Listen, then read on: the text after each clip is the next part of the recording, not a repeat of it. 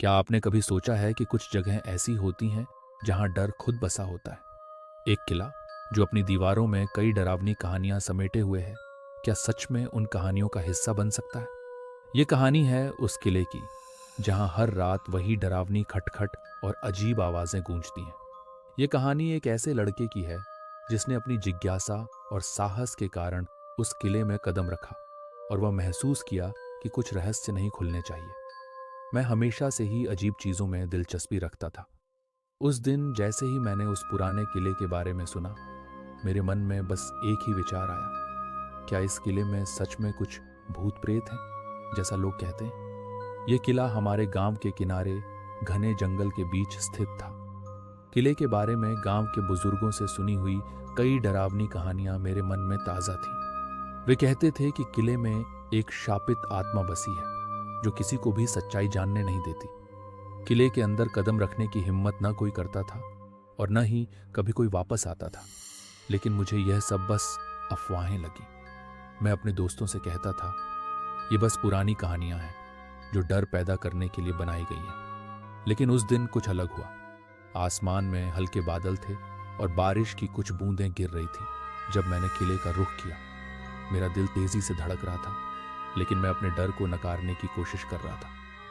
किले तक पहुंचते पहुंचते मुझे महसूस हुआ कि हवा में कुछ था, एक अजीब सी खामोशी जो हर जगह फैली हुई थी।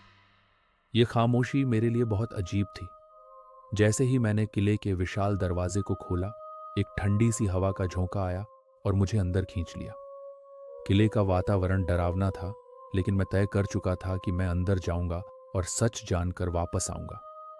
किले के भीतर प्रवेश करते ही मैं पूरी तरह से अकेला महसूस करने लगा। दीवारों पर घने काई और मलबे की परत जमी हुई थी। अंदर की हवा में एक अजीब सी गंध थी, जैसे किले की दीवारों में सालों का अंधकार समाया हुआ हो। मैंने अपनी टॉर्च की रोशनी से चारों ओर देखा और धीरे धीरे अंदर की ओर बढ़ने लगा। किले का आंतरिक हिस्सा और भी डरावना था। बड़े बड़े दरवाजे, जो शायद कभी राजमहल के भव्य द्वार थे, अब सड़ी गली लकड़ी से जड़े हुए थे। जब मैं एक पुराने कमरे में पहुंचा तो अचानक किले की दीवारों से एक हल्की सी खटखट की आवाज आई। मेरे कान खड़े हो गए और दिल की धड़कन और तेज हो गई। मैंने सोचा, क्या यह सिर्फ हवा का असर है? मैंने ध्यान से सुनी और फिर वही आवाज आई। ये एक तरह की खटखट थी, जैसे कोई बाहर से दरवाजे पर दस्तक दे रहा हो। लेकिन यह किसी इंसान की आवाज नहीं थी, यह कुछ और था, कुछ अजीब। जैसे ही मैं आगे बढ़ा, दीवारों पर कुछ धुंधली आकृतियां नजर आईं। वे बस धुंधली सी छायाएं थीं, लेकिन जैसे ही मेरी टॉर्च उन पर पड़ी, वे और भी अजीब लगने लगी। किसी ने कहा था कि किले में एक आत्मा है जो कभी शांति से नहीं रह पाई। अचानक एक बेहद हल्की आवाज आई, यहां रहो। मुझे समझ में नहीं आया कि यह आवाज कहां से आई। मैं चौंका और फौरन मुड़ा, लेकिन सामने कोई नहीं था। मेरी टॉर्च की रोशनी और तेज हो गई और मैं उस आवाज की दिशा में बढ़ने लगा। फिर मुझे महसूस हुआ जैसे किसी ने मुझे देखा हो। वह एक छाया थी जो दीवारों में समा रही थी। वह छाया धीमे धीमे मेरे पास आने लगी। मैंने रुक कर पूछा, तुम कौन हो? मेरी आवाज भी खुद मुझे डराने लगी थी। वह छाया हंसी और फिर बोल पड़ी, तुम यहां क्यों आए हो? अब मैं पूरी तरह से डर चुका था, लेकिन फिर भी मैंने साहस जुटाते हुए कहा, मैं सिर्फ सच जानने आया हूं। उसने जवाब दिया, सच? तुम्हें लगता है कि तुम इसे जान पाओगे? और तभी उसकी आवाज और भी डरावनी हो गई। वह आकृति मेरे सामने थी और अब मैं साफ साफ देख सकता था कि वह किसी योद्धा का भूत था। उसकी आंखों में गुस्सा था और चेहरे पर शापित दर्द। वह आत्मा मुझे अपने साथ ले जाने के लिए एक कदम आगे बढ़ी। उसकी आवाज अब मेरे दिमाग में गूंज रही थी, हम सब यहां बंधे हुए हैं, हम सबकी आत्माएं इस किले में कैद हैं। मुझे समझ में आ गया कि वह आत्मा अपने पुराने साथी की खोज में थी, जो कभी इस किले में उसे छोड़ गया था।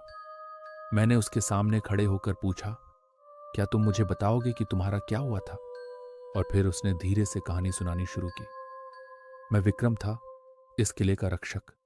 मैंने अपना जीवन शहीद कर दिया था, लेकिन मेरी आत्मा कभी शांति नहीं पा सकी। मेरा शत्रु मुझे धोखा देकर मरा और मैं इस किले में फंसा रह गया। अब मेरी आत्मा हर उस इंसान को चेतावनी देती है जो इस किले में कदम रखता है।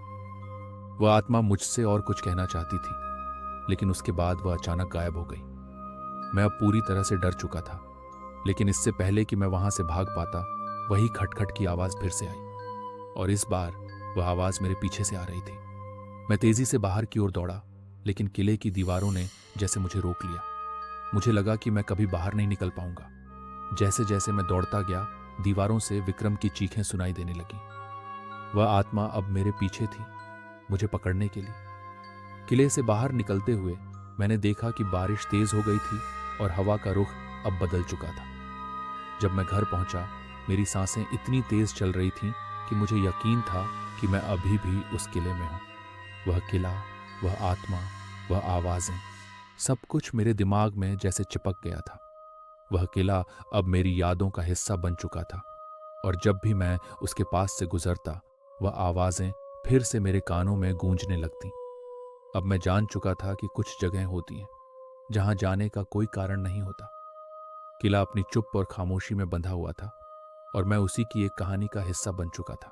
अगर आपको यह कहानी पसंद आई हो तो वीडियो को लाइक करें, चैनल को सब्सक्राइब करें और अपने दोस्तों के साथ शेयर करना न भूलें।